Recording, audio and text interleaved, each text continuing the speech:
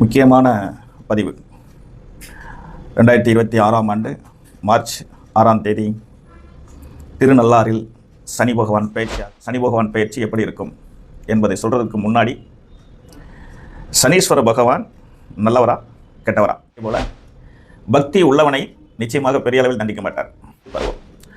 குழந்தை பருவத்தில் இருக்கிறவங்களுக்கு உடல்நிலை பாதிப்புகள் நிச்சயமாக ஏற்படும். 100% 10ஆம் வகுப்பு படிக்கக்கூடிய மாணவர்கள், 12ஆம் வகுப்பு படிக்கக்கூடிய மாணவர்கள், கல்லூரியில் இறுதி ஆண்டு படிக்கக்கூடிய சனீஸ்வரவான் வந்துட்டால் உடனே வேலை கொடுக்கும். அரசாங்க பணியில் இருப்பவர்கள், தனியார் பணியில் இருக்கக்கூடியவர்கள், அரசாங்க பணியில் இருக்கக்கூடியவர்கள், இரண்டு தரப்பை சில பேருக்கு இடமாற்றம் ஏற்படும். சில பேருக்கு வேலையில் பிரச்சனை வரும். போக்குவரத்தில் ரொம்ப ரொம்ப கவனமாக இருக்கணும். இனிமேல் சனி பகவான்கிட்ட வந்து இனிமேல் நீங்கள் ஒழிச்சிட்டு இருக்க முடியாது. இனிமேல் நீங்கள் ஒழிச்சிட்டு இருந்தீங்க அப்படின்னு சொன்னால் நிச்சயமாக தண்டனை பேர். சனீஸ்வர பகவான் உங்களை இயக்க போகிறார், உங்களுக்கு வாழ்க்கை பாடத்தை கற்றுக் கொடுக்க போகிறாருங்கிறது தெளிவாயிடுச்சு. அதுவே நாம் செய்கிற ஒரு நன்றி கடன் மாதிரி அது பரிகாரம் ஆகிடும். ஆகவே நீங்கள் வந்து 58 to 60க்குள் இருக்கக்கூடியவர்கள் சந்திக்காதீங்க. கவனமாக இருங்க, பத்திரமா இருங்க, பாதுகாப்பாக இருங்க. இனி அரசியல் துறையில் இருக்கக்கூடியவர்கள் அரசாங்க பொறுப்புக்கு போட்டி போடும்போது உடல்நலத்தில் அதிக அக்கறை எடுத்துக்கணும். வருஷத்துக்கு ஒரு முறை அவங்க ஆயுஷ் ஹோமம் பண்ணிக்கணும். அவங்களுடைய குலதெய்வத்தை அதிகமாக தரிசனம். அதுக்குமே முக்கியமான விஷயம் வந்து ஜனனகால ஜாதகம் சரியாக இருக்கும் பட்சத்தில். உலகத் தமிழர்கள் அனைவருக்கும் என்னுடைய பணிவான வணக்கம்.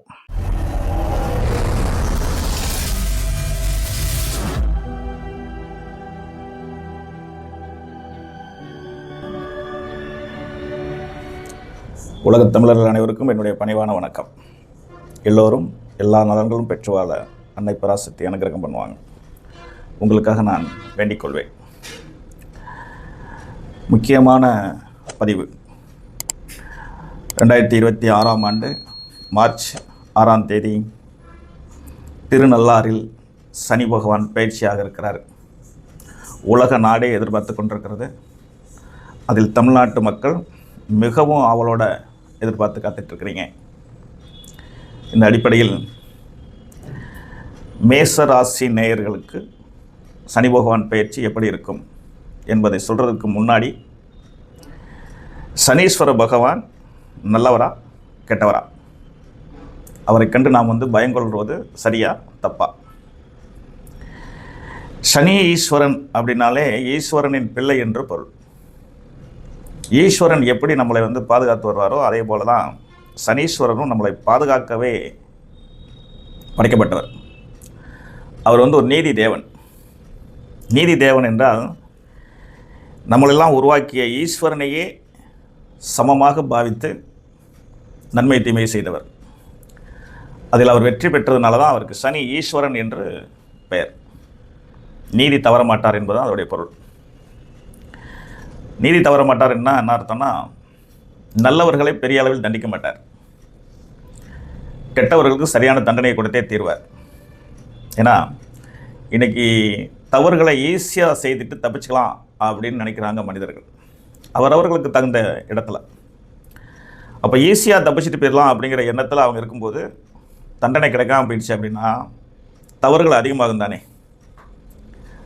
சட்டத்திலேருந்து தப்பிச்சுக்கிறாங்க, பணத்தால் தப்பிச்சுக்கிறாங்க, பழக்க வழக்கங்களால் தப்பிச்சுக்கிறாங்க. தப்பிக்கிறதுக்குன்னே பல வழிகளை மனிதர்கள் கண்டுபிடிச்சி வச்சுருக்காங்க, எது தவறு செய்துட்டு தப்பிச்சுக்கிறதுக்கு. ஆனால் நீதி தேவன் அப்படிங்கிற சொல்லக்கூடிய சனீஸ்வரவான் நம்மளை வாட்ச் பண்ணிகிட்டு இருப்பார். அவர் முற்பிறவியவே வாட்ச் பண்ணிட்டு இருந்தால் இந்த பிறவியில் நமக்கு நன்மை தீமை செய்ய போகிறார். அப்போ இந்த பிறவியில் நாம் என்ன செய்கிறோங்கிறத கண்டுபிடிக்க இருப்பாரா என்ன? அதனால் தவறு செய்தால் தண்டனை வழங்கக்கூடியவர் சனீஸ்வர பகவான். நாம் நல்லவராக இருந்தால் அவருக்கு நமக்கு பெரிய அனுபவங்களை கற்றுக் கொடுப்பார். வாழ்க்கை நாயகன், நவக்கிரக நாயகன், ஆதியும் அந்தவுமாகி இருக்கக்கூடியவர். அப்போ நமக்கு நிறைய அனுபவ பாடங்களை கற்றுக் கொடுப்பார். அவருடைய நம்ம வாழ்க்கையில் சஞ்சாரம் செய்யும்போது அப்படின்னா என்ன அர்த்தம்னா, அஷ்டம சனி நடக்கும்போது, 7.5 சனியாக இருக்கும்போது ஒவ்வொரு மனிதனுக்கும் முற்பிறவிக்கான நன்மை தீமையவும் இப்பிறவியில் எப்படி வாழ வேண்டும் என்பதற்கான வழிகாட்டுதலையும் அவர் செய்து கொடுப்பார். அதற்கு பேர் வந்து அனுபவம் என்று பொருள். அந்த அனுபவத்தை வாரி வழங்கக்கூடிய சனீஸ்வர பகவானை நாம் குற்றவாளியாக பார்ப்பது எவ்வளோ பெரிய குற்றம், அல்லது அவரை கண்டு நம்ம பயப்படுவதுங்கிறது எவ்வளோ பெரிய தவறு. அவரை கண்டு நாம் பயம் கொள்ள வேண்டிய அவசியம் இல்லை. அதே போல் பக்தி உள்ளவனை நிச்சயமாக பெரிய அளவில் தண்டிக்க மாட்டார். தர்ம சிந்தனை உள்ளவரை நிச்சயமாக தண்டிக்க மாட்டார். ஏன்னா தர்மத்துக்கு அவர் தான் சொந்தக்காரர். பக்திக்கு அவர் எப்போவுமே தலை வணங்குவார். அதனாலேயே விநாயகப் பெருமானை அவர் பிடித்ததில்லை அப்படின்னு சொல்லுவாங்க. அதை அவர் அறிவுபூர்வமாக தப்பிச்சுக்குவார்.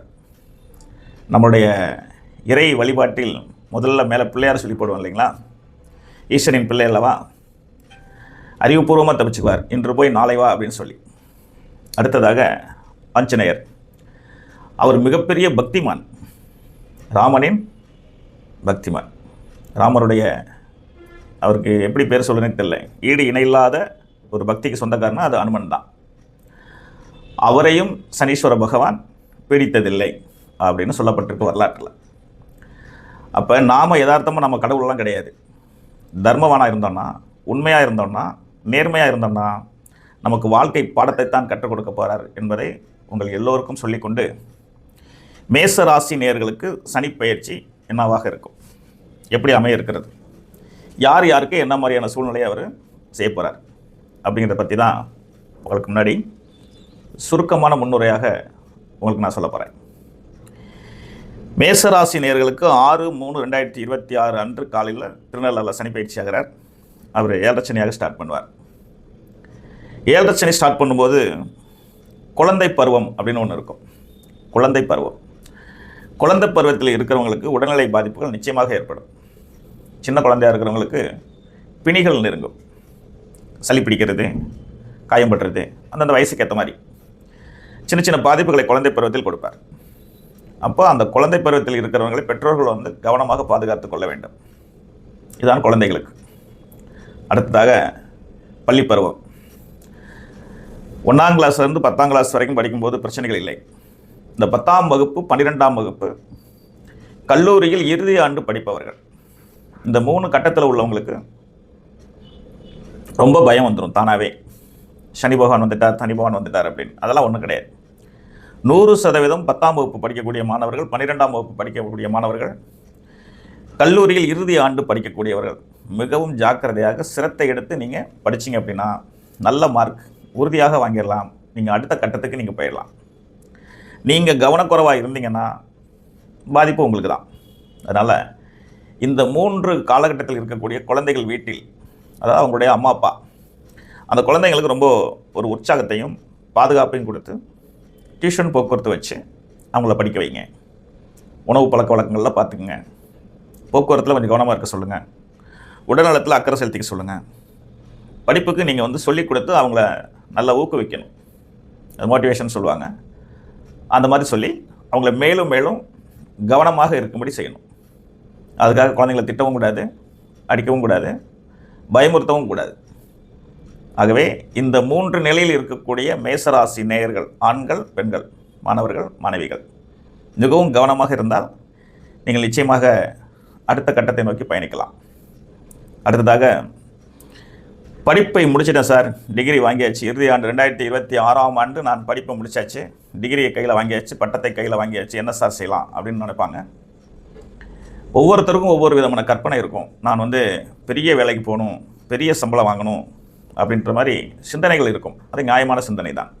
ஆனால் சனீஸ்வரவான் வந்துட்டால் உடனே வேலை கொடுக்க மாட்டார். அதனால் நான் எல்லாருக்கும் சொல்லுவேன், பட்டம் வாங்கியவர்கள் அனைவரும் கிடைக்கும் பணிக்கு சென்று விடவும். கிடைக்கும் பணிக்கு சென்று அங்கேருந்து உங்களை அடுத்த கட்டத்துக்கு நோக்கி உங்களை நீங்கள் கொண்டு போங்க. ஏன்னா போகும்போதே பெரிய வேலைக்கு போகணும்னு நினச்சிங்கன்னா நிச்சயமாக முடியாது. இது கவனத்தில் வச்சுக்கோங்க. இது என்னுடைய சகோதரர்களுக்கு என்னுடைய பணிவான வேண்டுகோள். அடுத்ததாக தனியார் பணியில் இருப்பவர்கள், அரசாங்க பணியில் இருப்பவர்கள், தனியார் பணியில் இருக்கக்கூடியவர்கள், அரசாங்க பணியில் இருக்கக்கூடியவர்கள், 2 தரப்பை சார்ந்தவர்களும் மிகவும் ஜாக்கிரதையாகவும் எச்சரிக்கையாகவும் இருக்க வேண்டும். சில பேருக்கு இடமாற்றம் ஏற்படும், சில பேருக்கு வேலையில் பிரச்சனை வரும், சில பேருக்கு வேலை இல்லாமல் கூட போயிடும். அந்த மாதிரி சூழ்நிலை வராத அளவுக்கு உங்களை நீங்கள் எந்த மாதிரி பாதுகாத்துக்க முடியுமோ அந்த அளவுக்கு உங்களை நீங்கள் ஜாக்கிரதையாகவும் கவனமாகவும் பாதுகாத்து கொள்ள வேண்டும். போக்குவரத்தில் ரொம்ப ரொம்ப கவனமாக இருக்கணும். இதுதான் சனீஸ்வரன் ஸ்டார்ட் பண்ணும்போது ஒரு சின்ன காயப்படுத்துவார், வந்துட்டேன் அப்படின்பார். அது மாதிரி.